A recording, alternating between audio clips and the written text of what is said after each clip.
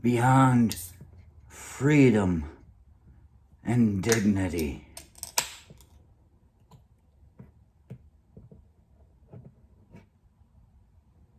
You mean there's something more?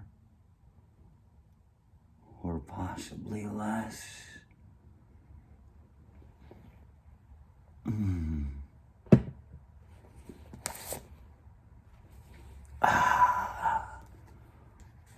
Let's go.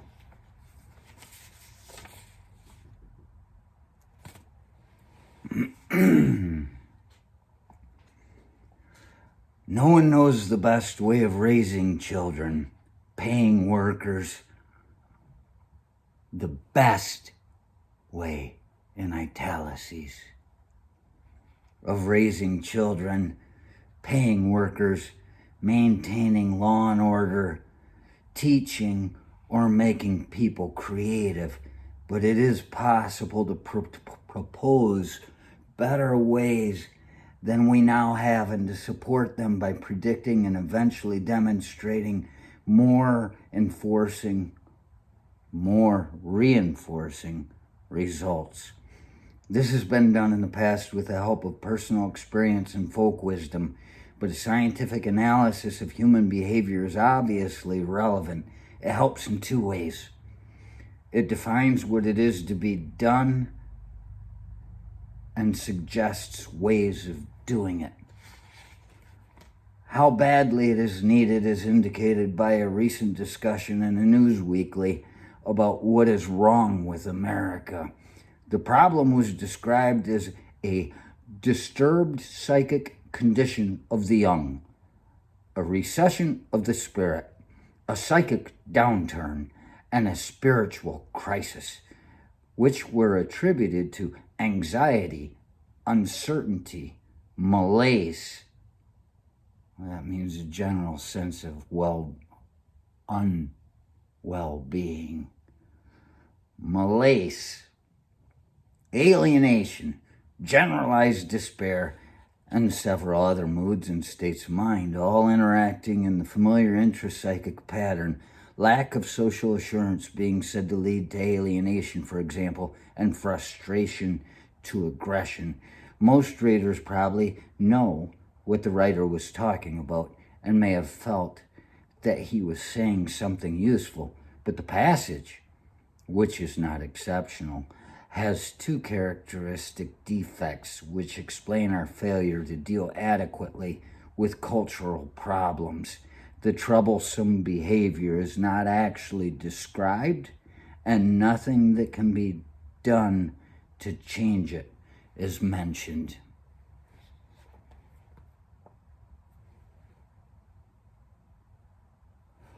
So when's the last time we as a civilization have not felt this way? Well, the first time it was mentioned by Bruce Frederick Skinner in this novel, Beyond Freedom and Dignity. It's not a novel so much as it'd be wrong to call it that. This is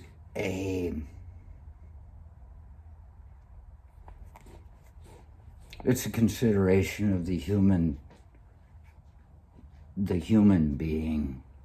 It's a consideration of humanity. It's a consideration of what they're doing with us.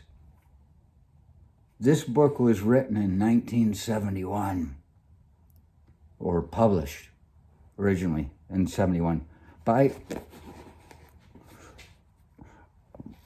Bruce Frederick Skinner, the father of operant behavior. We have Pavlov with the bells and the spit with dogs and ding, ding, ding, salivation. That's classical conditioning. But operant behavior, that was Bruce Frederick. Down the line, when there was a little bit more science involved. That is a book by a man who is well regarded, and he's regarded in his community about who we are. And that is a man. In one of my classes, they spoke of how he had it all worked out. That, like, I think in World War II, bomber planes. We're losing all these young men flying bomber planes. He had it worked out that there was an image with food and things like that, pecking, that pigeons could fly these bomber planes with reinforcement and contingencies and such things, that they could be, imagine that. Look at how postmodernistic maybe that is. I think I may have the wrong term, but how tweaked and undefined. Oh, how can you accept it? It's so deep.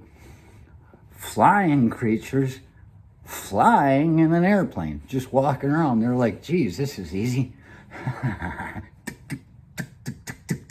And they're hitting the foods and they're dropping the bombs, all because of operant behavior. These reinforcements, they can be taught. So what is he saying about us here? He's saying, we aren't so special.